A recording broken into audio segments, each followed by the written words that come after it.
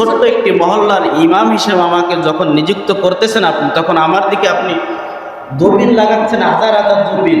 হুজুরের দাড়ি ছোট কিনা, হুজুরের মাথার টুপি কেমন, হুজুরের বউ পর্দা করে কিনা, হুজুর হালাল খায় কিনা, হুজুর কোন সংগঠনের লোক, হুজুর কি করে, জামাত ইসলাম করে না বিএনপি করে না চরমোনাই করে, হুজুর কি করে, একটু মহল্লার ইমাম নিযুক্ত করবেন আমাকে, তাই সেই জন্য আমার দিকে কিভাবে আপনারা দূরবীন লাগাইছেন?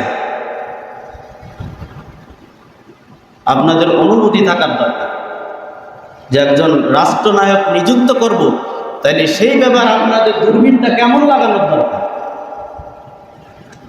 কথা বলেন ঠিক কি না? হ্যাঁ, ভালো না লাগলে করার কিছু নাই। এতদিন হয়তো বুঝতে পারছিলেন হুজুর আওয়ামী লীগ করে না বিএনপি করে, এখন মনে হয় আবার বুঝতেছেন যে হুজুর বিএনপি করে না জামাত ইসলাম করে, এটাই ভাবতেছেন আপনারা।